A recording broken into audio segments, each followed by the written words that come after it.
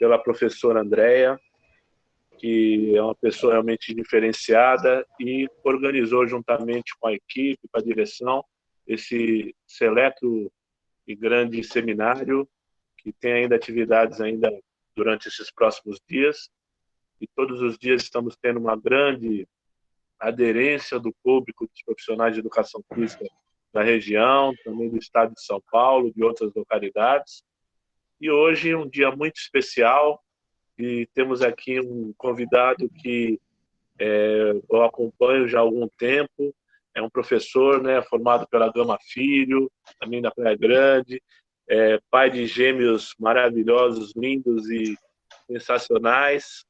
E o mais interessante de professor Alexandre Mello é que ele reúne todo o saber acadêmico pelas especializações e por buscar o estudo até para o próprio cotidiano em relação aos filhos, mas ele tem também o saber popular, né, de viver diariamente e tentar estimular cada vez mais, né, a vida da família. É um grande exemplo para nós da nossa região metropolitana da Baixada Santista, e com muito orgulho que a gente apresenta, saúda e agradece esse grande professor por atender o nosso chamado. Professor, muito obrigado, seja muito bem-vindo. Nosso cumprimento a todos e todas no dia de hoje. Obrigado, professor Márcio. Obrigado pelas palavras. Fiquei até emocionado aqui. Como o professor disse, né, eu sou graduado em Educação Física e Esporte, eu sou graduado pelo Santa Cecília, né, eu fiz depois especializações no Gama Filho, né, sou especialista também em transtorno do espectro autista, tá? Atualmente eu atuo na divisão de educação especial do município de Praia Grande, tá? Mas eu fui professor de educação infantil por 7 anos, trabalhei muito com esporte também, mas com o nascimento dos meus filhos, como você mesmo disse, meus rumos mudaram com relação às minhas preferências com relação ao mercado de trabalho, né? Eu comecei a me especializar mais voltado à parte da inclusão, à parte das pessoas, ao tratamento das pessoas com atraso de desenvolvimento, né? Ao atendimento delas primeiro, logicamente, como você mesmo disse, foi pensando em modificar a minha realidade aqui do meu dia a dia, da minha família, né? A gente tentar melhorar a nossa vida aqui, porque era bastante caótico no começo, a gente não sabia muito bem o que fazer, e eu acho que essa é uma grande maioria dos pais também vivem essa mesma realidade que a gente vivia, né? Por isso que eu sempre prego aqui, e toda vez que eu falo, que empoderar os pais de conhecimento é o melhor caminho, né? Porque os alunos são nossos por 1 ano, por 2, mas são dos pais pro resto da vida, né? E eles ficam por um longo período de tempo com esses pais. Então, se a gente conseguir, de alguma forma, estimular os pais a estudarem o transtorno de seus filhos, estudarem um pouco sobre tecnologia de ensino, análise do comportamento, pode melhorar a criança e alcançar o objetivo que todo pai tem, né? Não só de crianças com transtorno do espectro autista, mas todo mundo que tem filho, todo dia pensa como é que vai ser quando eu não vou estar, quando eu não estar mais aqui, quando eu não estarei aqui, né? A gente fica pensando, e quem tem filho com alguma deficiência pensa ainda mais vezes ainda, porque é uma preocupação muito grande trabalhar essa independência, essa autonomia, né, dessa criança. Então, eu vou passar para você hoje um olhar mais tecnológico, científico, com relação ao transtorno do espectro autista e principalmente a tecnologia de ensino, como a gente faz para ensiná-los, né? Agora, pontuando esse momento de aula remota, né, que vai restringir bastante, que já restringe bastante, né, o nosso atendimento com relação às crianças. Então, eu vou pontuar algumas possibilidades. Eu não vou falar a aula certa para autista, como você tem que fazer, eu não vou dar nenhuma receita, não vou mostrar uma aula aqui que funcione, até porque vai contra tudo que eu prego com relação à particularização do ensino e à individualidade dos procedimentos, né? E a gente adotar os princípios da ciência justamente porque a gente não está falando de método, a gente está falando de ciência, e a ciência se molda a cada indivíduo, tá?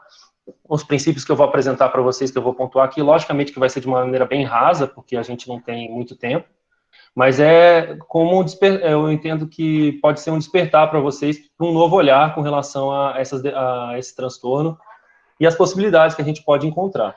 Tá? A gente pode entender que o profissional de educação física ele pode trabalhar muito além das questões motoras, né, muito além das questões motoras. A gente pode contribuir superando essas barreiras do processo de inclusão da criança.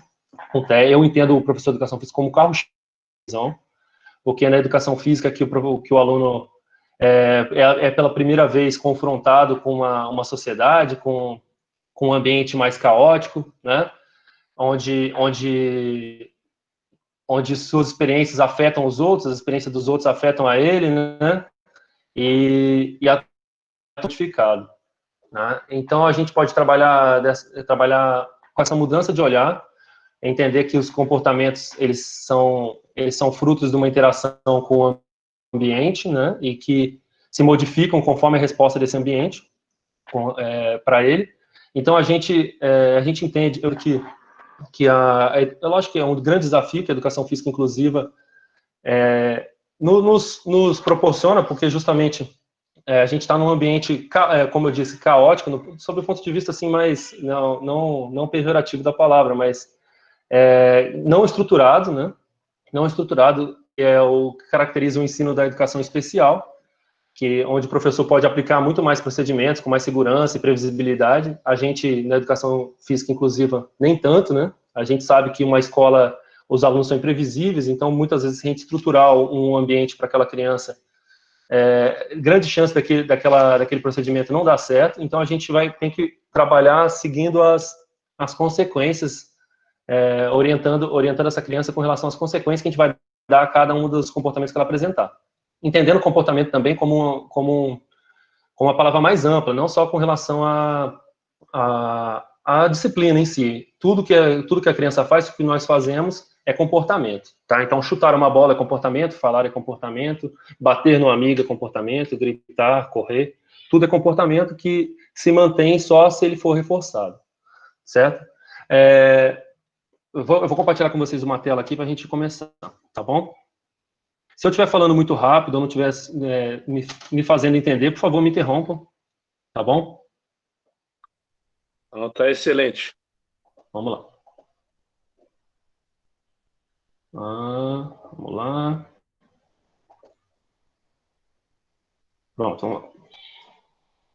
Como eu disse, eu vou falar de educação física inclusiva, né, aplicada ao TEA. Eu entendo que esse é o maior desafio dos professores hoje em dia, porque quando a gente fala, até por nossa formação, normalmente na nossa formação a gente é apresentado muito mais as deficiências sensoriais ou físicas, né, e as deficiências mais voltadas ao transtorno de desenvolvimento, como autismo, transtorno global de desenvolvimento, X-frágil, ficam mais deixadas de lado, até porque requer um saber mais especializado, né? Quando a gente fala de adaptações com relação às deficiências físicas e sensoriais, elas são meio que óbvias, né? Se a gente tem uma criança com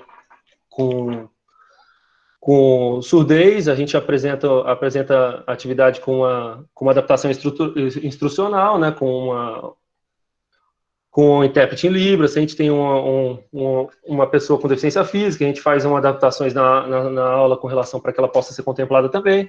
Mas quando a gente tem crianças com atraso de desenvolvimento, muitas vezes a gente não sabe nem por onde começar, tá? E eu queria apresentar isso para vocês. E quando a gente fala de transtorno do espectro autista, ficou muito mais complicado ainda, porque como o próprio nome diz, é um espectro, né? Eles são muito diferentes. Existem autistas como do Good Doctor, né, que a gente vê, que o autismo é quase um superpoder para ele. E tem autistas que aqueles que a gente normalmente vê no nosso dia a dia, aqueles que não fazem nem contato visual, não conseguem se vestir, não conseguem fazer sua própria higiene, não conseguem comer. E a gente vai enfrentar toda essa heterogeneidade desses indivíduos ao longo da nossa prática como professor de educação física, certo? Então, vamos lá, vamos passar aqui para o próximo.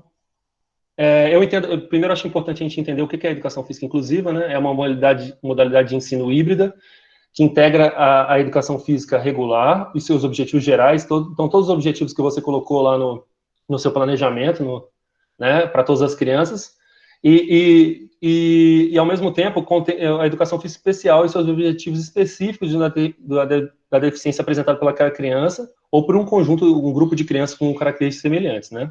Isso tudo num ambiente, como eu disse, típico, né, juntamente com os outros alunos sem deficiência. Esse é o grande desafio, a gente conseguir contemplar esses dois objetivos, né? Por isso que eu caracterizo como um ensino híbrido. A gente tem, na aula de educação física, a gente está ensinando os alunos a chutar a bola, por exemplo. O objetivo geral, vamos aprender a chutar a bola, né? Um objetivo motor. Para aquela criança, você está trabalhando também atender um comando instrucional, o imitar, o permanecer na fila, né? O esperar, o permanecer sentado, várias habilidades de base que muitas vezes são barreiras para ela ainda, para essa inclusão dessa criança. Tá? Com relação às características do atendimento, até poucos anos atrás, pouco se falava sobre isso, né? Sobre inclusão. A gente achava que a gente fazia inclusão, mas na verdade a gente fazia uma integração das crianças. A gente simplesmente mantinha elas no mesmo ambiente e dava uma atividade igual para todos, né? Então era um ensino igualitário. Todos são iguais, né? Então todos têm os mesmos direitos. O pessoal fala, a educação é para todos. Ótimo, a educação é para todos. Então é a mesma metodologia, materiais, regras, grau de apoio para todos. É um formato padrão de atendimento. Então a criança estava garantida por força de lei a permanecer na escola, a ter acesso à matrícula, e você dava atividade para ela da mesma forma que você dava para todos. E tem o ensino equalitário, que é o nosso ideal, aqui utópico ainda, né, de atendimento, que é atendendo com o máximo de qualidade possível aos interesses, capacidades e limitações particulares e coletivas de todas as pessoas atendidas. Então, as metodologias, os materiais, as regras, o grau de apoio são ajustados de forma particularizada. Então, se a criança precisa de ajuda, a gente ajuda, né? A gente dá a ajuda necessária para que ela tenha mais oportunidade de ter sucesso. E o objetivo dessa educação qual é? O objetivo da inclusão é a gente conseguir estreitar, diminuir a diferença entre as crianças com atraso de desenvolvimento e as crianças com desenvolvimento padrão. Essa é a ideia, né? E ao mesmo tempo conseguir, de alguma forma, tendo como objetivo a autonomia e a independência dessa criança, né, melhorar o prognóstico dela numa fase adulta, entender que essa criança, ela não vai ser criança para sempre, então a gente tem que trabalhar as habilidades que são mais relevantes para a vida dela, né, então se a criança ainda não sabe nem fazer contato visual, não adianta, não faz o menor sentido eu ensinar para ela a pular corda, entendeu? Então, o que é mais importante para a vida dela? Fazer o contato visual, porque a gente tem que priorizar essas habilidades básicas, que elas são como a gente fala, são pivotais. Elas alavancam o desenvolvimento de outras habilidades. Então, se a gente tem pouco tempo, a educação física tem 2 horas por semana, 3 horas por semana, no máximo.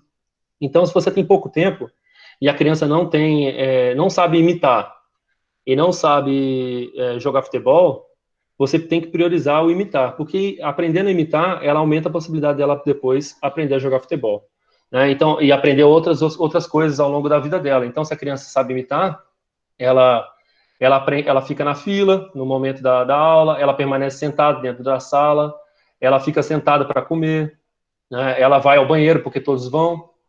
Então, são habilidades que alavancam o desenvolvimento de outras e a gente entender esse indivíduo como um indivíduo que vai crescer, né, que vai se desenvolver e vai ser um adulto no futuro. Tá bom? Vamos lá. Existem 3 maneiras de aprender, 3 procedimentos de aprendizagem. O procedimento por segmento de instruções, o procedimento por aprendizagem por observação e a modelagem.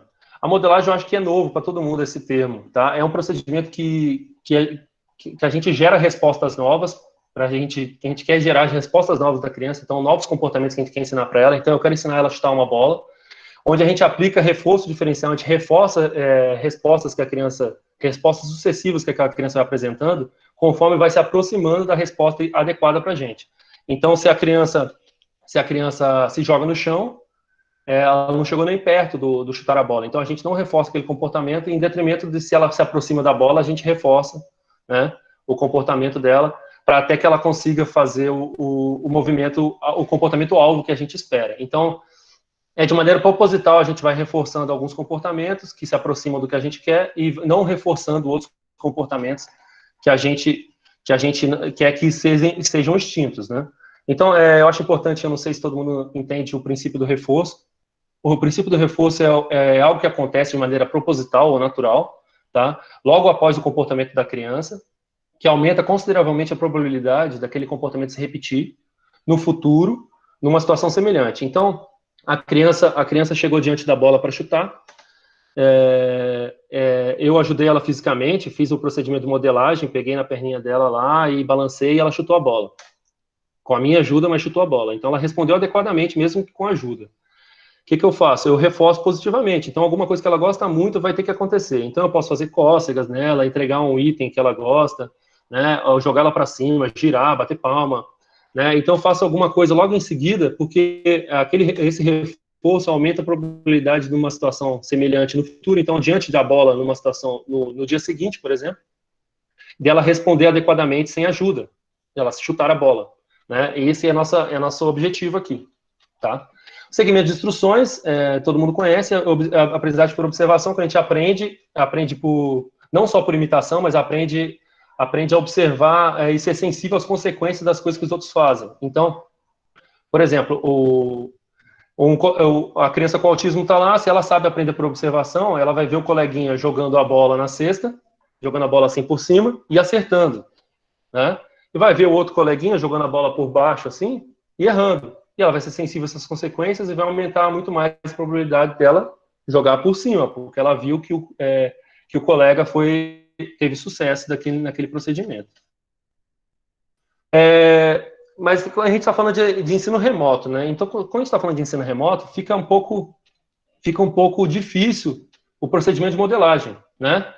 Então, as crianças com autismo mais leve, com um grau mais leve, que aprendem já por imitação ou aprendem por segmento de instrução, mesmo de forma adaptada, a gente vai conseguir contemplar, né, nas aulas de ensino remoto. As crianças com autismo mais severo, que necessitam de modelagem, eu aconselho muito mais que a gente faça o quê? Em vez de fazer aulas para ela contemplando esses objetivos, né, para contemplar esses objetivos gerais, eu acho muito mais interessante, como eu faço, eu oriento os professores da minha prefeitura, da prefeitura que eu atuo, a fazer vídeos instrucionais para os pais, de como lidar com aquelas crianças e como ensinar esses comportamentos de base para aquela criança, para que no futuro ela consiga responder adequadamente aos vídeos. Então, vamos pensar aqui. A criança com autismo, que ela já aprende por instrução, ou ela já aprende por observação, a gente consegue fazer o ensino remoto para ela consegue ser contemplada. É lógico que a gente vai ter que fazer alguns... Lembrando que o nosso objetivo aqui é aproximar o máximo possível dela, do desenvolvimento dela, do desenvolvimento das outras crianças. Então, todas essas adaptações, salvo as adaptações sensoriais, no caso de uma criança que tem alguma dificuldade sensorial, elas têm que ter um caráter temporário, tá? Então, a gente tem que pensar assim, que toda ajuda e toda dica que eu der para aquela criança, eu tenho que pensar de que maneira eu vou retirar no futuro. Porque lembra que o nosso objetivo aqui é a independência e a autonomia dessas crianças? Né? Então, ela não vai ter para sempre o professor pegando na mão dela para ela fazer a lição. Ou pegando na mão dela para ela fazer o circuito de educação física.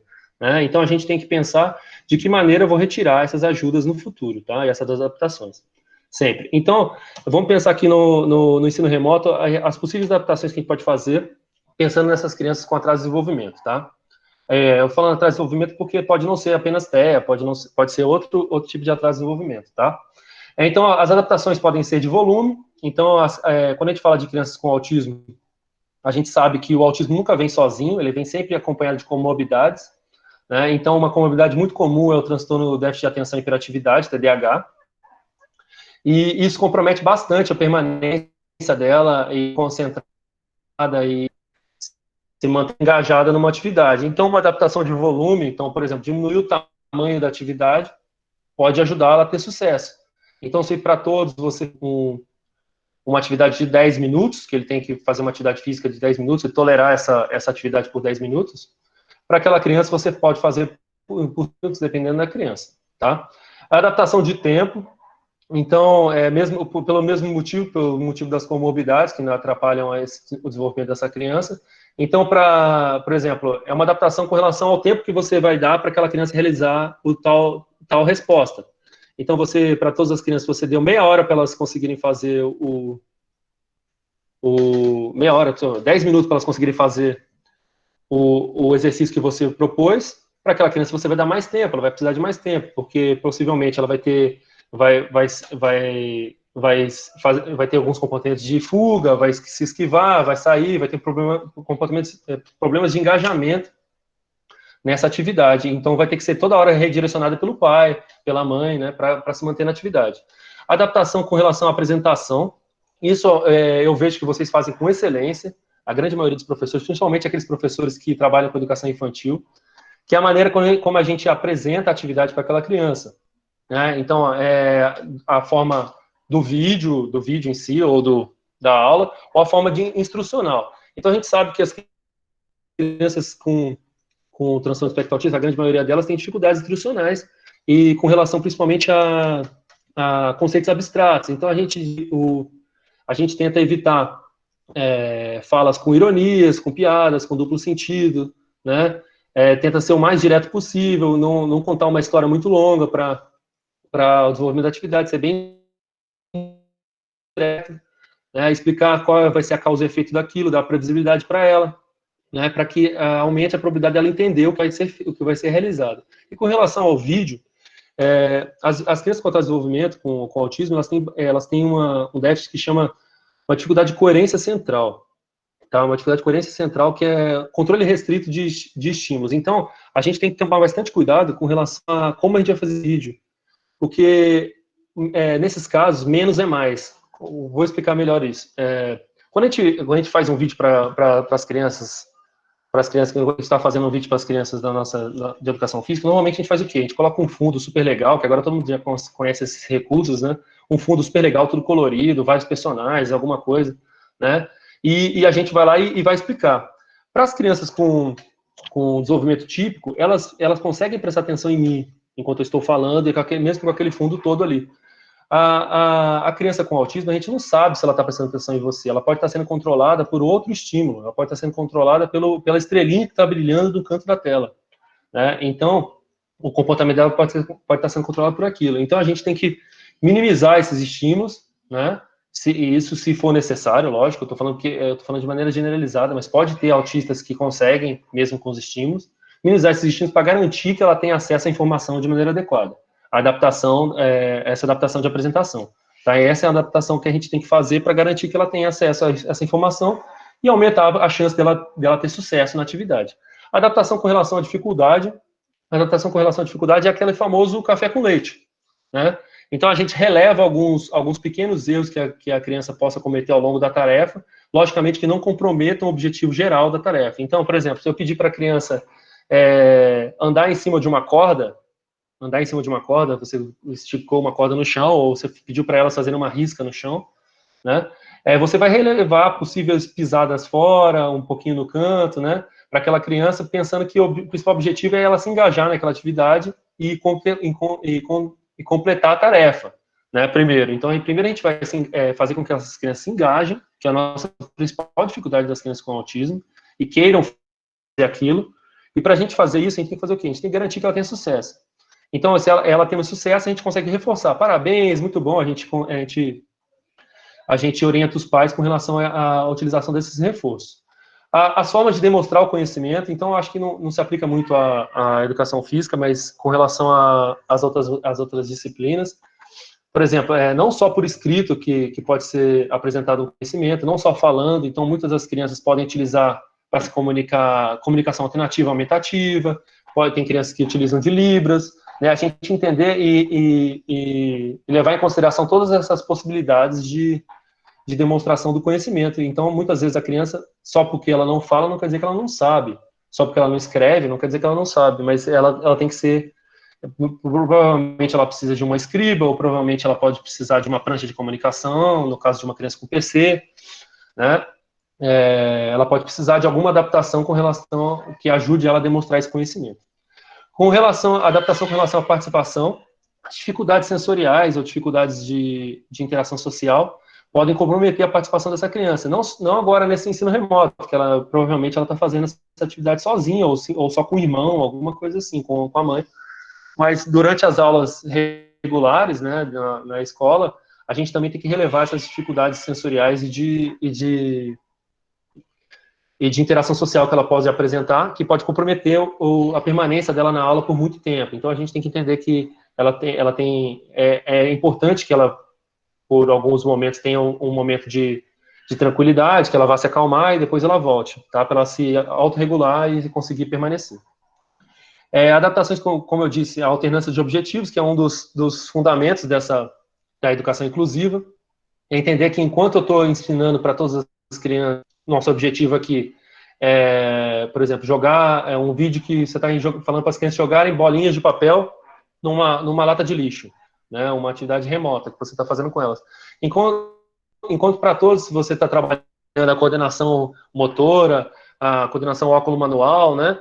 Para todas as crianças, o objetivo é esse. Para aquela criança com autismo, você está trabalhando ao mesmo tempo o atender um comando, o permanecer sentado por muito tempo, então o se manter engajado na atividade por bastante tempo, o esperar, porque esperar é uma habilidade também importantíssima no nosso modelo de educação, né? Importantíssimo para a nossa vida, porque o nosso modelo de educação é predominantemente expositivo, né? Então a criança tem que saber esperar, e é uma das grandes dificuldades quando as crianças voltarem, porque na escola, em casa, elas têm as delas, né? Então elas têm o que elas querem na hora que elas querem, né?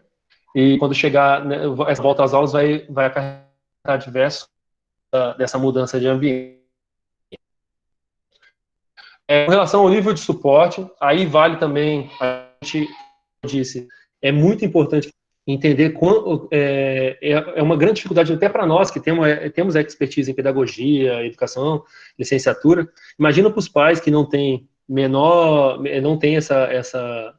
essa expertise, e alguns deles não têm menor traquejo com a educação dos seus filhos. Estão sendo pela primeira vez desafiados a cuidar dos seus próprios filhos, né?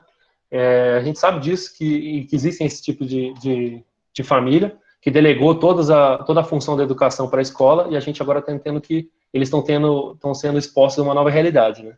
Então, orientar eles com relação à utilização de reforço positivo para as atividades, a não utilização de punição, porque a utilização de punição aparentemente funciona, mas ao longo do tempo ela vai tornando a atividade aversiva e vai dificultando o engajamento da criança naquela atividade, né? E vai tornando tudo que está próximo, tudo que está relacionado àquela atividade também aversivo. Então a criança começa a parar de estudar, começa a parar de gostar das atividades, justamente porque o pai utiliza de controle aversivo, ele utiliza de punição. Então aquele pai que fica com o chinelo do lado, mandando a criança fazer a atividade, né? Funciona só naquele momento, funciona na presença do pai. E por último, a adaptação do currículo.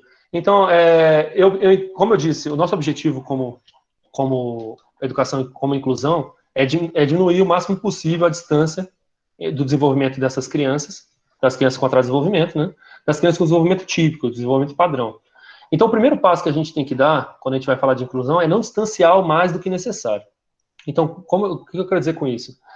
Quando a gente recebe uma criança com autismo na sala, eu já vi muitos professores logo de cara adaptando o currículo já para ela, né? E por muitas vezes adaptar o currículo, o que é? Dar um passo para trás, né? Então, se todas as crianças estão aprendendo a fazer, por exemplo, vamos levar aqui para a parte da pedagogia, aprendendo a escrever o próprio nome, para aquela criança, o professor vai ter que ensinar ela a reconhecer as letras, a escrever as vogais. Então, para aquela criança da educação física, todos estão aprendendo a chutar a bola, correr com a bola, aquela criança você vai ter que voltar, mostrar para ela o que é bola, né, chutar uma bola parada, né, então, todas as crianças estão lá chutando a bola pro coleguinha, chutando a bola em movimento, chutando diferentes bolas, chutando a bola em diferentes contextos, e aquela criança ainda está na apresentação do movimento ainda, tá? Então, quando a gente fala de inclusão, a gente tem que pensar que muitas vezes, se a gente fizer alguma dessas adaptações aqui, ou várias delas ao mesmo tempo, a gente pode contemplar essa criança e fazer com que ela não distancie muito do que é proposto para as outras crianças, né? Que ainda é o nosso objetivo, tá? E não seja necessária a adaptação do currículo, não seja necessário que a gente faça a distancie mais ainda dela. Tá? Mas quando, como eu disse, com crianças mais severas vai ser necessário. Então, o vídeo que você fez para aquela turma, que você fez algumas adaptações para contemplar aquele aluno com autismo leve, autismo moderado, pode não valer para aquela criança com autismo mais severo. Então, como eu disse, vale muito mais a gente utilizar de um vídeo instrucional para os pais, explicando como agir, como reforçar comportamentos adequados daquela criança, para que essa criança possa usufruir de algum benefício ao longo desse ensino remoto, tá? E lembrando que essa criança, mesmo que com o currículo adaptado, ela também tem que progredir. A gente não pode se contentar simplesmente ela respondeu bem ao chutar a bola contra a parede ou a brincar com o bambolê e deixar brincando com o bambolê sozinha, né, por muito tempo. Ela também tem que se desenvolver, porque lembra que o nosso principal objetivo aqui é melhorar o prognóstico dessa criança, né, melhorar e aumentar a probabilidade dela ser independente e ser autônoma, né. Da minha parte é isso, eu queria que a gente discutisse um pouco a respeito disso. Tá, eu tenho algumas outras considerações que eu queria falar aqui ainda. Espera aí, deixa eu voltar na tela. Deixa eu parar aqui a apresentação. Pronto. Então, eu estou sendo confrontado muitas vezes com algumas dificuldades dos professores que eu oriento. Tá? Eu oriento não só de educação física, mas cerca de 100 professores na Praia Grande. E eu sou confrontado a todo momento com dificuldade de engajamento das crianças, não só das crianças com transtorno de espectro autista, mas das crianças também com desenvolvimento típico, né? Que ao longo dessa pandemia, conforme o ensino remoto foi se prolongando, as crianças estão cada vez mais desmotivadas para fazer as atividades. Vocês também estão observando isso, né? E a gente pode utilizar de alguns princípios científicos para aumentar o engajamento dessas crianças.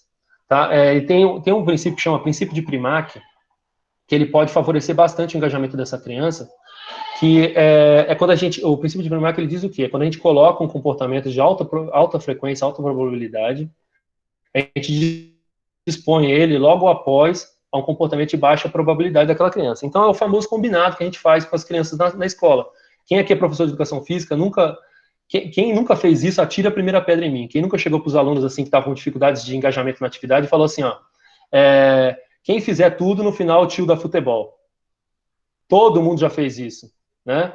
Ou quem fizer tudo, no final, o tio deixa brincar no parque.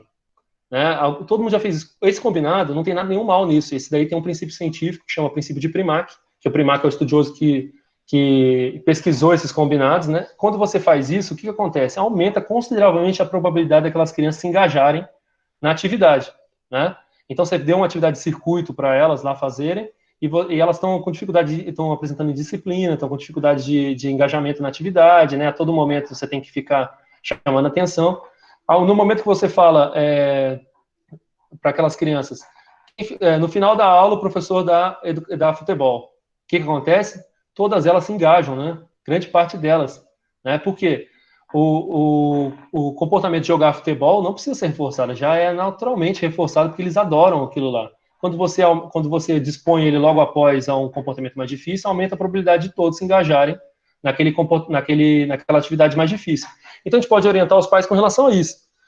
A organização dessa rotina dessas crianças, né, para que a gente organize as atividades que ela mais gosta estarem dispostas logo após a atividade que aquela criança tem mais dificuldade, no caso, a atividade do professor.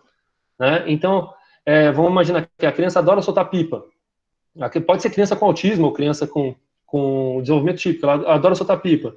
Então, o que a mãe faz? Ela organiza a rotina daquela criança que, por exemplo, ela faz a lição do professor, ela faz a aula do professor depois do almoço. E depois do almoço ela pode soltar pipa o tanto que ela quiser, depois da atividade, certo? Mas a gente tem que observar, isso vai fazer o quê? Vai aumentar a probabilidade dela se engajar na atividade remota do professor, porque ela quer ter acesso ao soltar pipa, no caso. Só que aí tem uma coisa, a mãe vai ver que está funcionando, né? Muitas vezes a mãe vê você utilizando esses procedimentos na escola, e a mãe faz o quê? O professor ele dá uma bola ele dá, sei lá, dá um slime para o meu filho, e meu filho fica calminho na aula dele, né?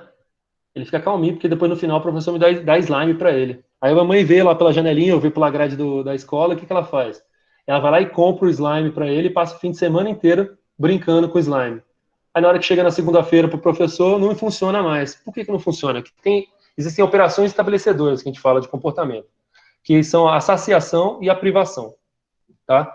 Se a criança, por exemplo, agora durante o ensino remoto, a mãe vai utilizar o soltar pipa, como é o exemplo que eu dei para vocês. Está na época de pipa, toda criança está gostando agora de soltar. Só que ele soltou pipa a manhã inteira. A manhã inteira. Aí a mãe falou assim para ele, ó, a gente vai fazer atividade, depois você pode soltar pipa. Não vai funcionar como agente motivador, porque ele já está saciado de soltar pipa, né? Então ele tem que existir uma privação daquilo, pelo menos no momento anterior à atividade, para que ela possa utilizar como reforço, como atividade, utilizar desse princípio de Primac em seguida, para aumentar o engajamento dessa criança. Para ilustrar um pouco melhor aqui, vamos pensar assim, eu estou no deserto do Saara, andando há uma semana, eu daria R$1.000 para uma garrafinha de água, ou até mais, né? Mas eu estou aqui na minha casa, eu tenho acesso à água o tempo todo, né? Eu não dou nem R$2 agora numa garrafinha de água, porque eu tenho água de graça o tempo todo aqui, entendeu? É bem isso, a gente se esforça se a gente for privado por um determinado tempo, né? É lógico que eu não estou falando da gente privar a criança de água, que isso do ponto de vista ético não é adequado, mas ele não vai fazer mal nenhum a ele não soltar pipa ou não jogar videogame no período da manhã, para que você possa utilizar esse combinado e esse combinado funcione para aumentar o engajamento dela. Lembrando que eu estou falando de engajamento, não quer dizer que ele vai fazer de maneira adequada, né?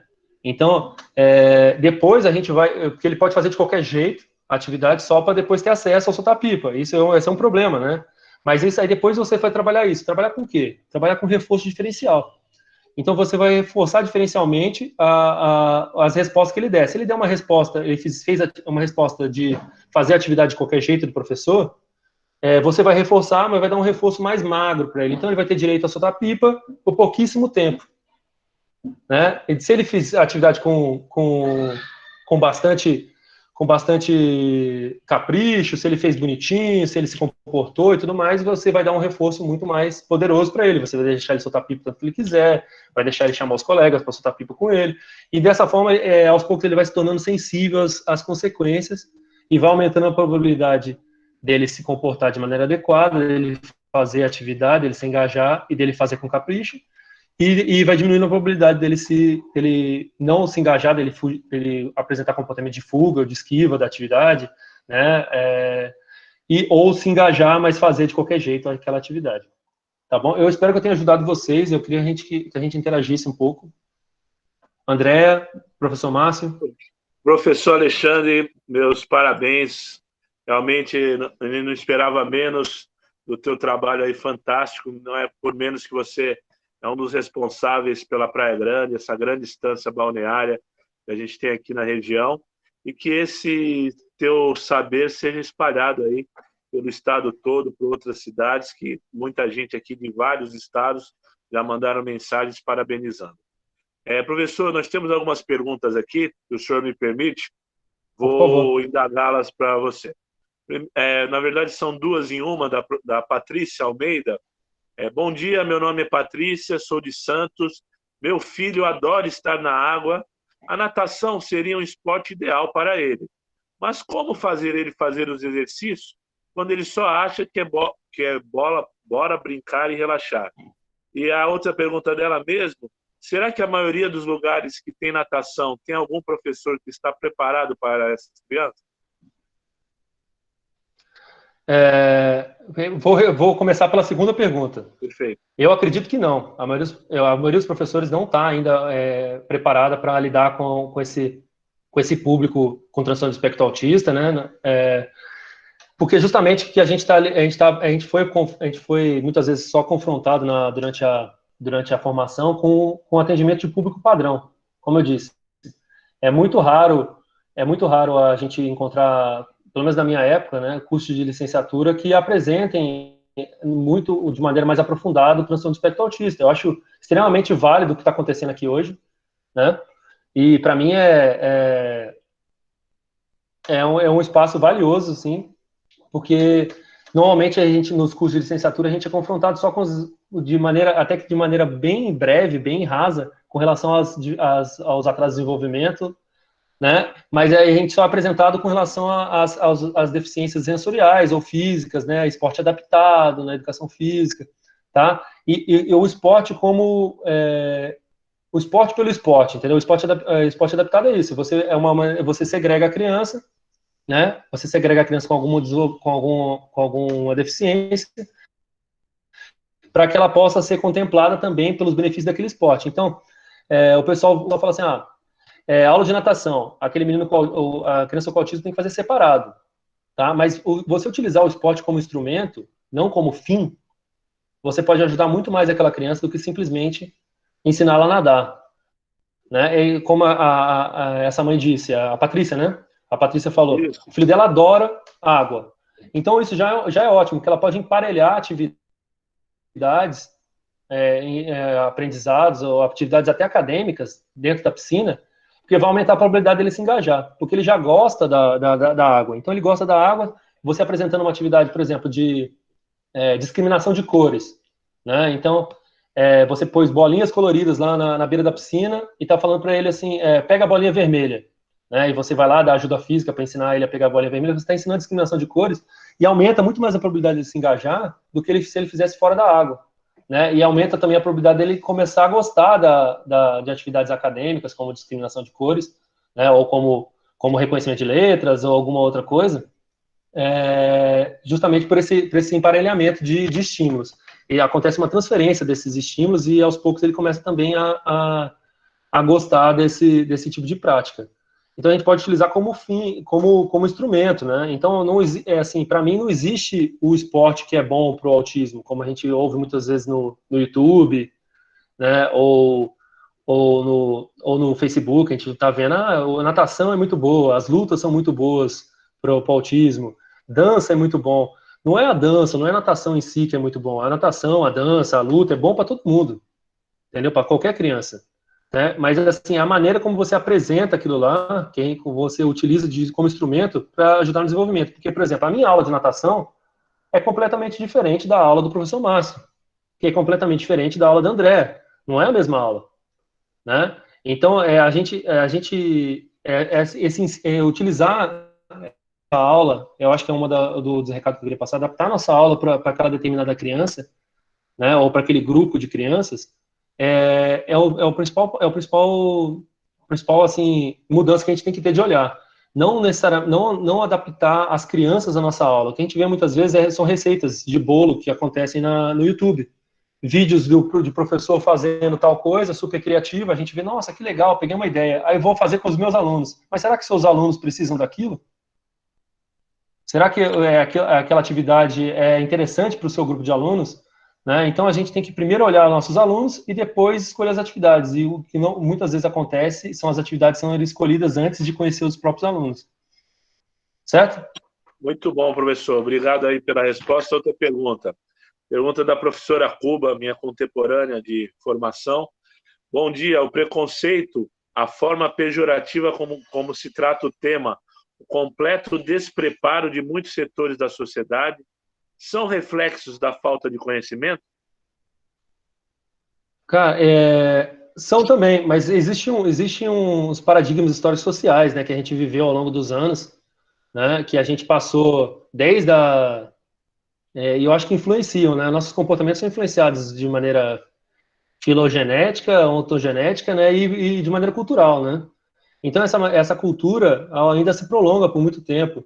Então, ao longo dos anos, a gente passou por uma fase de exclusão total, né, na antiguidade, onde as pessoas com deficiência eram excluídas, ou algumas delas eram até mortas, né, e depois a gente passou por uma fase de assistencialismo, né, com a chegada da Igreja Católica, mas ainda de segregação, onde eram as crianças, as pessoas com deficiência eram segregadas, né, separadas mas eram assistidas de alguma forma, porque a Igreja Católica entendia como filhos de Deus também, né? Então elas não eram abandonadas, mas eram segregadas. Depois a gente, com a chegada da Segunda Guerra, a gente começou com o processo de esporte adaptado, de atividades adaptadas com as pessoas acidentadas, né? Mas também de maneira segregada. E a gente está caminhando para essa inclusão, cara. Como eu disse, a gente está caminhando para que agora, por força de lei, todos estão na escola, né? mas a gente ainda não sabe muito bem como lidar com eles e como conseguir contemplar. É aquilo que eu disse no começo, a educação já é para todos, cara, mas a escola não é para cada um de nós ainda, entendeu? A educação é para todos, mas a gente não tem ainda o ensino especializado, o saber especializado para conseguir contemplar as crianças e entender que nós não somos iguais. A gente tem que entender que todos são diferentes. E tem que ser, e não só, e para fazer a inclusão, não necessariamente precisa ter alguém com deficiência na sua turma, cara. É entender simplesmente que todos são diferentes, que eles necessitam de ajudas diferentes. Você vai ter um menino mais gordinho, que vai precisar de uma ajuda, o menino maior, que vai precisar de uma ajuda para uma determinada atividade, a menina mais fraca, né? Vai ter sempre, as crianças são diferentes e você vai ter que dar grau de apoio para elas diferente, para que todas tenham acesso ao sucesso, né? Porque, assim, ao contrário do que muita gente acha, cara, eu acho que cai esse paradigma que a gente tem de que o erro educa, né? A gente fala, muitas vezes a gente escutou dos nossos professores ou dos nossos pais, nossos avós, que tem que deixar a criança errar, porque é errando que a gente aprende. É muito pelo contrário, cara. Sob o ponto de vista da ciência, o erro é aversivo. A gente acertando que a gente aprende, entendeu? Se a gente trabalhar, principalmente com crianças com atraso de desenvolvimento, se a gente trabalhar com ensino sem erros, a gente tem muito mais chances de sucesso. Isso é comprovado cientificamente. É o que tem mais evidências de sucesso é o ensino sem erros, entendeu? Que a gente aumenta o acerto, a gente consegue reforçar, né? Então a gente aumenta o engajamento da criança e aumenta as oportunidades dela de aprendizado. Enquanto aquela criança errando, a gente aumenta a probabilidade dela se evadir, dela tornar aquela atividade aversiva para ela, né? E dificultar a inclusão dela no futuro. Muito bom. Outra pergunta, professor, agora do Miguel Milanese. Professor, o senhor acha que a tecnologia ajuda na aprendizagem com criança com transtorno do espectro autista, independente do grau? E se existe algum aplicativo de ensino para eles? Eu pergunto, pois meu filho tem transtorno do espectro autista e não tem comunicação direta, e gosta muito de computador e celular. Como eu disse, a nossa porta de entrada para conseguir ensinar alguma coisa para as crianças tem que ser alguma coisa que ela goste muito, né?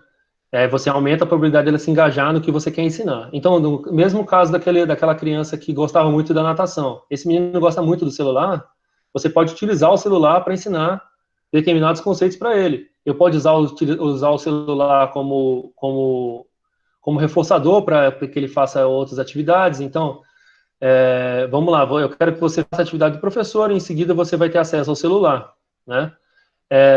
Lógico que, como eu disse, obedecendo aqueles princípios de saciação e privação, né, para que isso realmente funcione.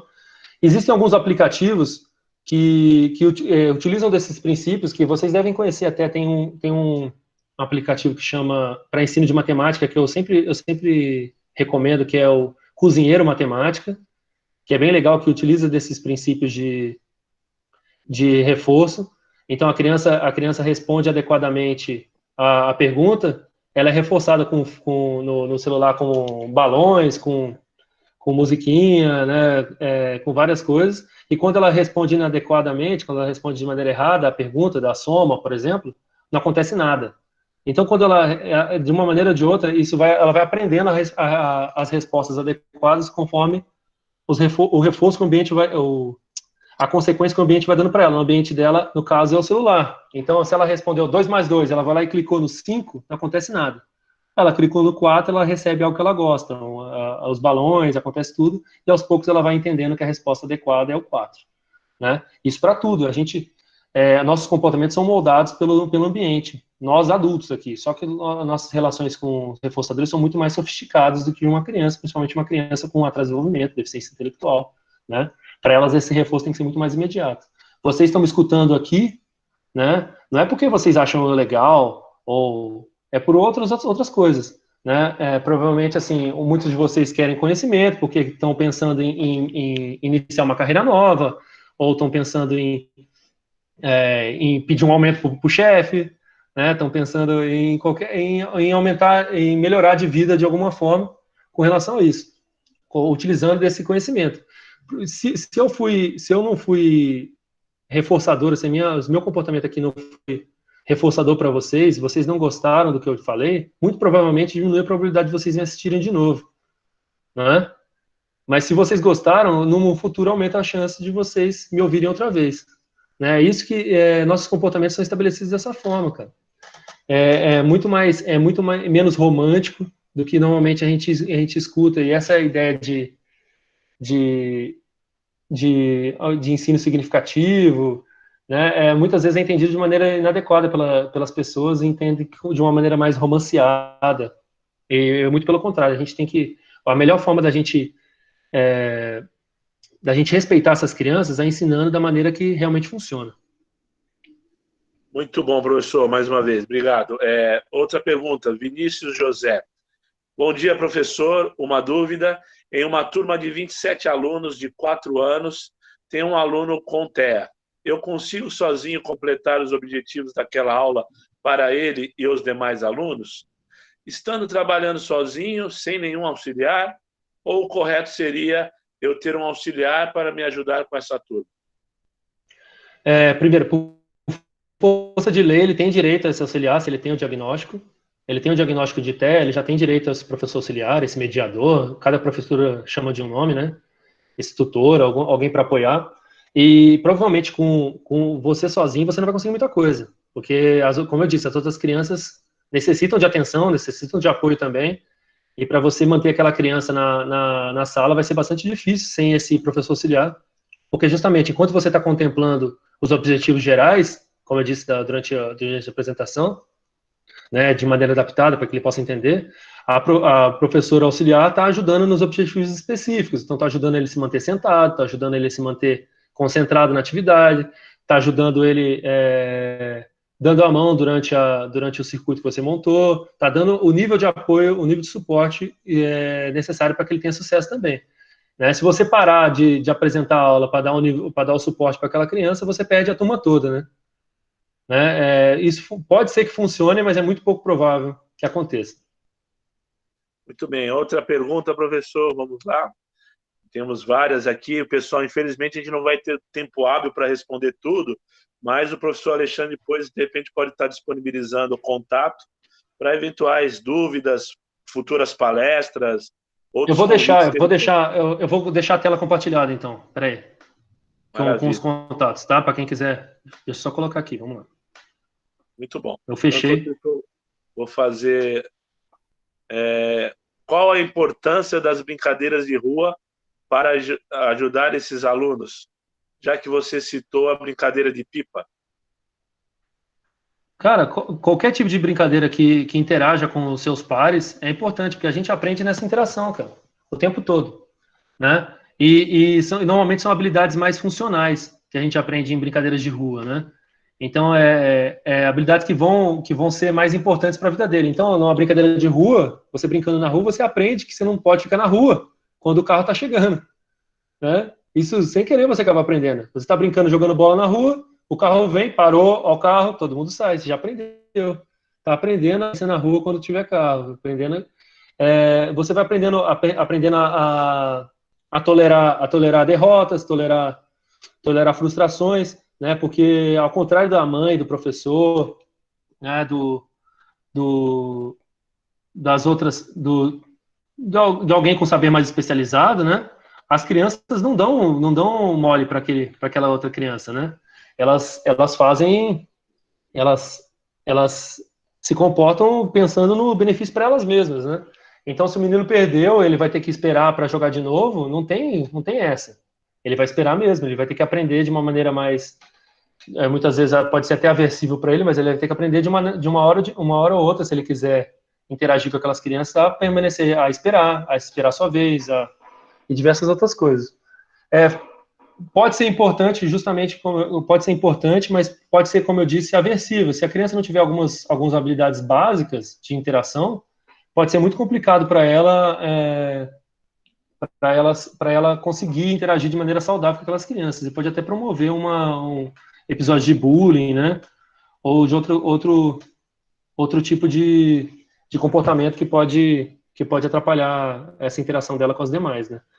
Principalmente, a gente vê bastante casos principalmente de crianças com autismo leve, de casos de depressão, né? É bastante comum crianças com autismo terem depressão, Na fase adulta, aumenta muito os casos de suicídio, porque justamente que elas têm dificuldades nessa interação social. Então, por exemplo, de fazer essa leitura das outras pessoas, né, do que aquela pessoa está querendo dizer. Então, pode ser bastante difícil para elas lidarem com algum tipo de frustração. Por exemplo, vamos pensar aqui, eu tenho 12 anos, eu falei para uma menina da minha rua que eu gosto dela, que eu quero namorar com ela. A menina falou não para mim, falou que não gosta de mim, que não vai com a minha cara, e eu vou ficar chateado, né? Lógico, todo mundo fica chateado, você fica chateado, mas você aprende a lidar com aquilo, né? Você consegue lidar com aquilo de uma maneira ou de outra, né? Porque você tem algumas habilidades de interação social que você desenvolvidas. Uma criança com autismo que recebe uma resposta dessa, muitas vezes ela não sabe lidar. Ela não sabe lidar com esse tipo de frustração. Por exemplo, numa conversa simples com os amigos, né, você está conversando com seu amigo, você consegue ler sutilezas no comportamento dele que mostram que ele não está interessado no que você está falando, né, que ele quer mudar de assunto. Né? Uma criança com autismo, provavelmente, ela não tem essa habilidade de fazer essas leituras. Então, a gente vê aquelas crianças que falam só sobre o mesmo assunto o tempo todo. Criança com autismo que só fala sobre dinossauro. Que só fala... Então, porque as pessoas olham para ela com cara de não aguento mais dinossauro, mas mesmo assim ela não é sensível a esse comportamento e permanece falando sobre dinossauro. Né? Então, essas dificuldades de interação social têm que ser bastante observadas, que podem gerar muitas dificuldades de relacionamento na fase adulta. Né? Muito bom, professor Alexandre. Em nome da Faculdade de Educação Física, da UniBR, da Faculdade de São Vicente, queremos agradecer muito a oportunidade de celebrar esse seminário juntamente com você. Parabéns pelo trabalho maravilhoso, parabéns pelos gêmeos, por você ser cidadão íntegro aí e fantástico. Eu tenho certeza que a partir desse compartilhamento aí do seu contato, muitos amigos, infelizmente, não foram pleiteados com as questões devido ao tempo, mas vão fazê-las e acho que vai abrir espaço aí para mais conversas, futuras palestras e cursos. O senhor gostaria de deixar algumas considerações finais? Algum evento próximo o senhor também tem para propagar? Fica à vontade aí. Eu queria agradecer a oportunidade, ao convite da André. Tá? Para mim é uma honra. Eu sou novo nessa empreitada. Faz uns 5 anos só que eu estou nessa luta, com relação também ao ativismo, com os direitos das pessoas com deficiência. Tá? Eu fico muito feliz, eu me coloco à disposição de todos vocês podem mandar mensagens para mim, vocês me encontram facilmente nas redes sociais. Eu estou no Instagram, prof.alednmelo. Eu estou também no Facebook, né? O meu WhatsApp também está disponível lá, assim que alguém quiser, tá bom? Se aprofundar um pouco mais sobre esse assunto, eu acho extremamente válido, tá? Não só para a educação física, mas para todos os educadores, deviam entender um pouco, se aprofundar um pouco na parte da tecnologia de ensino, né? Porque, assim, muitas vezes a gente é apresentado durante a licenciatura, durante até os cursos de pós-graduação, o que ensinar para aquelas crianças, o porquê ensinar para aquelas crianças, mas muitas vezes a gente não é apresentado como ensinar. Aí na hora do vamos ver, a gente fica sem saber o que fazer. A gente sabe exatamente o que tem que ensinar, o porquê, né? Mas o como pegar na mão dela, como fazer aquilo acontecer, como esvanecer aquela ajuda, né? Como fazer com que ela se engaje, a gente não sabe muito bem o que fazer. Então eu acho que se eu puder dar um conselho para vocês, eu recomendo muito um curso de tecnologia de ensino, um curso de análise de comportamento, mesmo que seja breve, para que vocês possam se aprofundar um pouco. Eu fico à disposição de vocês também, se alguém quiser bibliografia, eu mando para vocês livros, artigos a respeito disso, o que eu estou falando aqui não surgiu da minha cabeça, tá? São todas evidentes, tudo tem evidência científica, e como eu disse, a melhor maneira de a gente fazer a inclusão e respeitar essas crianças, esses jovens, essas pessoas com transtorno do espectro autista, dando a elas o que realmente funciona, né? Não ficar fazendo tentativa-erro. Eu ouvi dizer que aquilo dá certo, eu ouvi dizer que dessa forma, eu fiz aquilo com o aluno do ano passado, então vou fazer com esse desse ano. São pessoas totalmente diferentes, tá? Então, não existe uma receita, não existe método, existe uma ciência que a gente pode se apoiar, que se aplica a todas as pessoas, né? E é bastante válido para está sendo cada vez mais evidenciado esse tipo de aprendizado, porque as evidências de sucesso são muito maiores do que os outros procedimentos cognitivistas, né? Porque a gente consegue predizer, né? Consegue controlar os comportamentos, predizer, controlar e consegue evolução registrada ali, né? É evidente que você consegue acompanhar o desenvolvimento daquela criança de uma maneira mais clara, tá? Obrigado a todos. De novo, quem quiser acompanhar no YouTube, no Instagram, no Facebook, está convidado, tá bom? Tem bastante coisa de caráter pessoal lá dos gêmeos, né? Que não sei se ficou claro aqui, mas os meus 2 meninos, eles têm 7 anos, eles têm transtorno do espectro autista, eles estão caminhando para o moderado, eles são severos a moderado, estão caminhando para o moderado, eles utilizam de comunicação alternativa e aumentativa. Quem quiser saber um pouco mais, também tem alguns vídeos mostrando como é a utilização do PECS, né, da comunicação alternativa. Eu tento, como professor de educação física, eu tento engajá-los em atividades físicas o tempo todo, que eu acho importante para o desenvolvimento deles, e vocês com certeza também concordam comigo, né? E é isso, gente. Da minha parte é isso. Eu fico muito feliz pelo convite e espero que eu tenha colaborado com vocês. Obrigado, André. Obrigado, Márcio. Obrigado a todos. Obrigado, professor. Muito obrigado mesmo.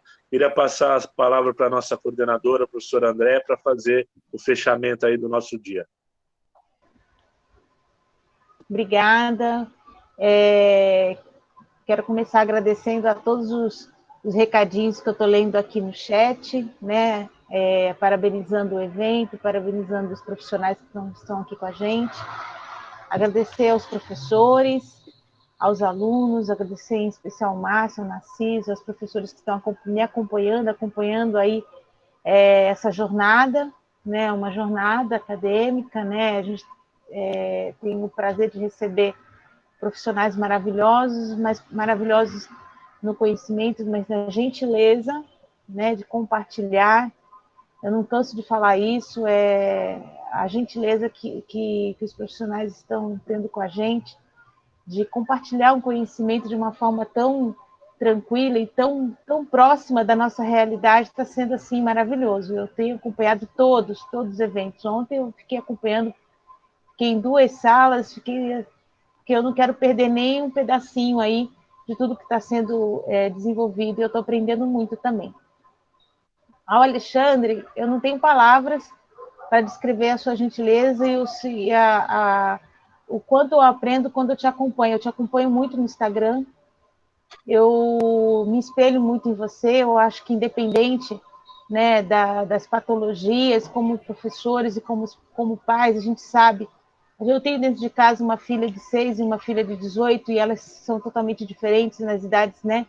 A minha de 6 e 18 são pessoas distintas, e eu tenho que ter ali um olhar cuidadoso com cada uma delas, né? Aos alunos também. Então, eu acho que o coração e esse olhar de um zelo realmente pela educação, ele é fundamental, né? Queria te falar, Alexandre, que eu não sei se você se recorda, mas uma coisa que quando eu assisti você na faculdade me marcou muito, muito. Eu acho que eu lembro disso toda vez que eu vejo as suas postagens, eu lembro, de verdade. Quando você falou assim: eu não espero que a escola ensine técnica para os meus filhos, eu espero que a escola gere autonomia para eles. Para mim, isso foi assim um aprendizado.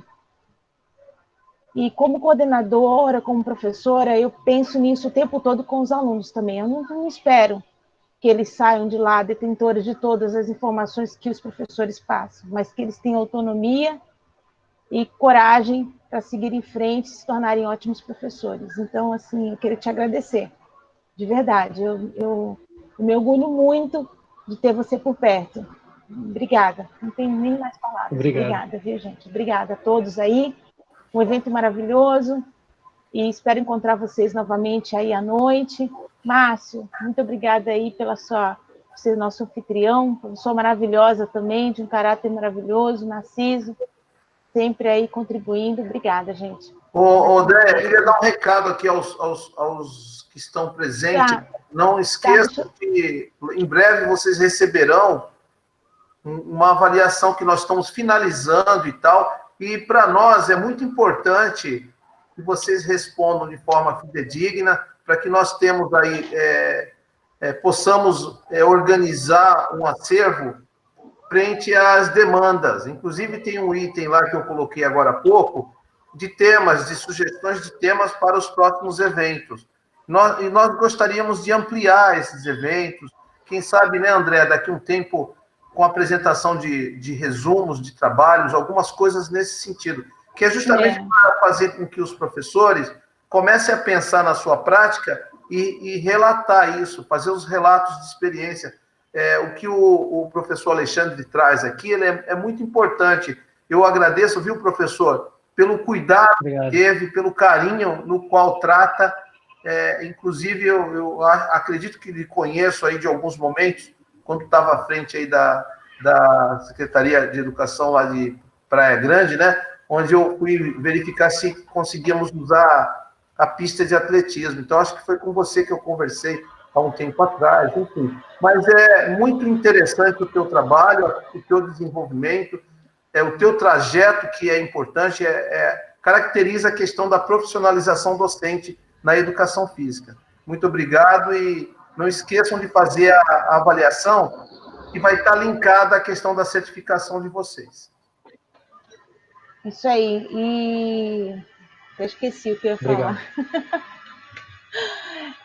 Bom, é isso, gente. É isso. Parabéns. É o estresse do seminário, mas tá valendo a pena. Também, mas eu acho que é um estresse bom, né? Que é pela felicidade, está dando tudo certo. No Rio Grande do Norte, você viu como atingiu? Tem gente de Linhares, Rio de Janeiro, Minas Gerais.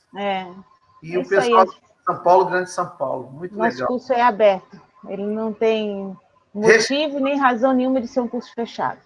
Volta Redonda, olha aí, a Adélia de Volta Redonda. Isso que é interessante, a socialização do conhecimento, a partir Recife, olha aí que bacana, o Emerson. Isso é muito importante. Olha só, Alexandre, a extensão que vai aqui a sua palestra, sem contar que as pessoas adoraram aí a forma simples e dedicada com qual você explana aí o tema, né? E deixar claro a todos também. A gente, eu queria só, eu acho que é importante a gente estreitar essa relação entre a ciência e as nossas práticas do dia a dia, né? Entendeu? Muitas vezes, muito professor acha que é muito distante aquilo que os artigos científicos dizem, né? Da nossa prática do dia a dia. Pode modificar isso, levando de uma maneira mais acessível esse tipo de informação. Tentar falar de uma maneira não científica para tentar dar um despertar maior para as pessoas a esse tema. Como eu disse no começo, eu fico muito feliz de estar cheio de gente aqui assistindo, porque não necessariamente foi necessário com vocês se aconteceu o que aconteceu com a minha família, né? O meu despertar foi de uma maneira mais dolorosa, mais complicada. Foi o raio caindo na minha casa 2 vezes para que eu pudesse ser despertado e mudado a minha maneira de lidar com esse público, né? Vocês estão aqui por livre e espontânea vontade, né? E eu acho isso extremamente, eu fico extremamente lisonjeado e feliz com isso, tá? Obrigado, professor Narciso, mas eu também lhe conheço já de algum tempo, mas eu acho que a gente já conversou algumas vezes já, né? Mas antes eu trabalhava no esporte lá na Praia Grande. Isso, é isso mesmo. Então, tempo atrás. Você que eu fiz as tratativas para que usássemos a pista, depois ela passou, acredito eu, para a Secretaria de Esporte, mas é sempre bom conversar, né? Eu fiz parte dessa rede aí também há um bom tempo, depois fui me distanciando e tal, mas é bacana isso, essa socialização, e nós aqui da UniBR, nós estamos de porta aberta aí, mesmo no presencial, quando você tiver interesse em participar aí dos eventos. Eu acredito que a Andréa curte muito essa coisa da socialização do conhecimento e de pessoas. Isso aí é muito importante para a nossa área da educação física. É isso aí, gente. Vamos divulgar o máximo possível essa ideia da inclusão, porque, como já disseram aqui, o conhecimento só é válido quando compartilhado. Não adianta a gente guardar aquilo para nós e, como eu disse, tentar empoderar as famílias, porque elas são nossas principais aliadas nesse desenvolvimento dessas crianças. Legal. Ale, só para a gente fechar, se você quiser, né, ou quiser deixar também para esse contato, mas eu vou já vou deixar aqui disponibilizado, vou socializar a sua apresentação, que você já me permitiu, né? E se você quiser disponibilizar algum material de divulgação dos seus trabalhos, do seu curso, eu já insiro tudo nos e-mails que eu tenho enviado para os participantes e mando para eles. Tá bom? Tem 2 vídeos que eu divulguei no YouTube, no canal do YouTube. Um vídeo falando sobre comportamentos inadequados, de orientação de pais, e um vídeo sobre o treino de brincar, utilizar as brincadeiras para ensinar habilidades básicas para as crianças. Legal. Eu acho válido passar isso para os pais, né, se vocês puderem compartilhar para os pais esses vídeos, que são vídeos justamente feitos para pais, né, com uma linguagem bem simples, né, e que pode ajudá-los nesse momento de pandemia, que deve estar sendo bastante difícil para todos, está sendo difícil para mim aqui, e deve estar sendo difícil para todos esses pais, a tentar, de alguma forma, ajudar essas crianças e ensinar algum tipo de habilidade para elas que pode ajudar elas na vida no futuro.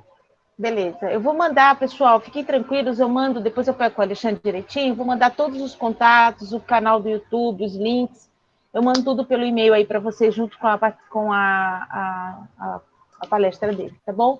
Obrigada, gente, mais uma vez, um ótimo dia para a gente se vê à noite, né, e mais e mais aí contatos que a gente está fazendo. Agora estamos conectados. Obrigada, gente.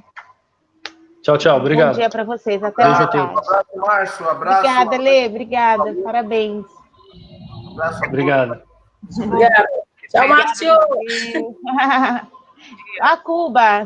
Tchau, Cuba. A Cuba já vai, já daqui a pouco vai estar lá dentro da UniBR. Cuba é sócia. Alfredinho. Tchau, Alfredo. Tchau, Edna, Lúcia. Tamo junto, até mais tarde. Renato, Guilherme, Andressa. Ih, falar o nome de todo mundo, Leo. Tá número 1. Tchau, bom dia. Helena Ribeiro.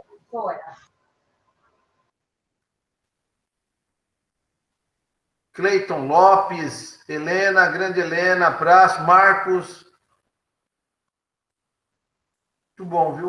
Muito bom, Déia. Vamos se preparar para a noite agora, né? Para a noite. Falou, nossa. professores. Bom dia, bom dia. Marcos, professor Marcos. Estou aqui na minha cama. Trabalhou à noite, isso aí é guerreiro também, viu? Bom trabalho a todos. Falou, até mais. Davidson, seja bem-vindo. Entra no portal, se inscreve mais. Me inscreva. Tchau, meus queridos mestres. Falou. Bom dia a todos. Tchau, Edna. Tchau, André. Me inscreve para você participar dos demais.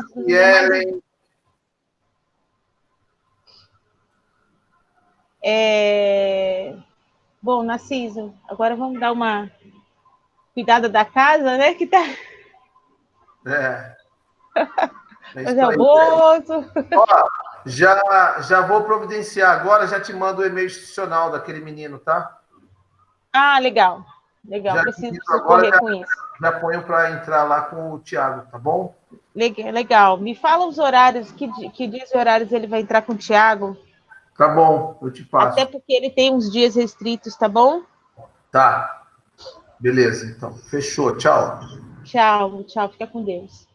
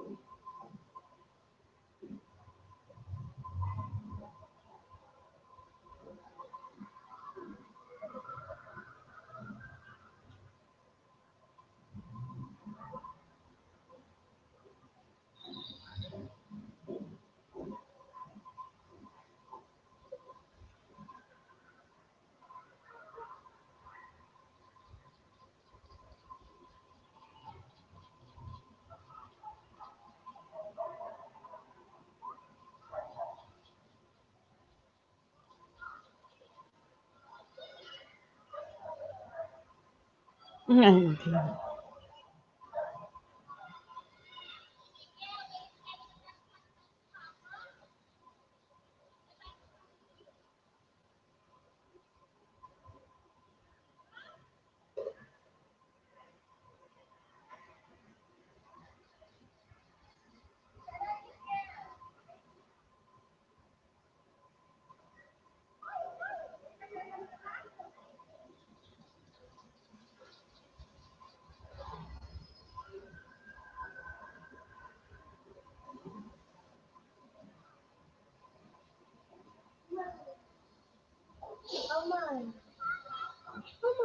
você esqueceu que eu não tirei de chocolate? Hã? Você nunca deixou eu comer chocolate no café da manhã. Eu sei.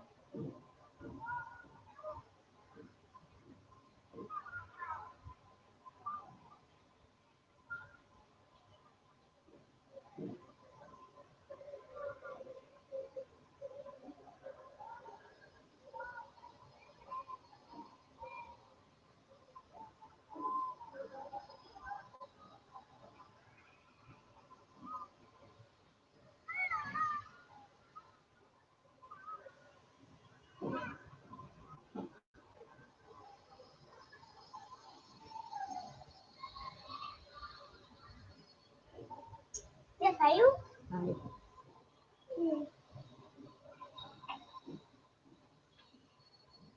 Como você vai poder estar aí? Oi, amor? Você vai poder estar Opa. aí?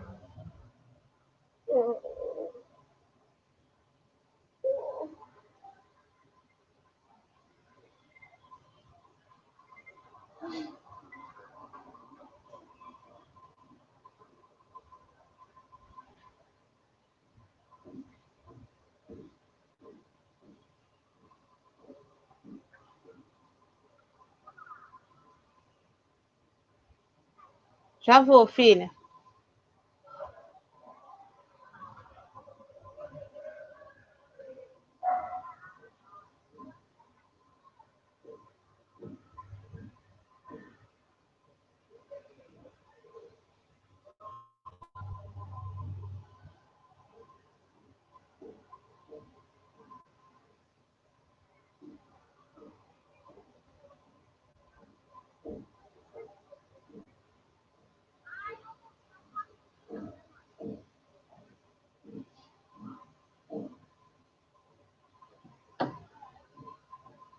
Só deixa eu salvar isso aqui para não perder.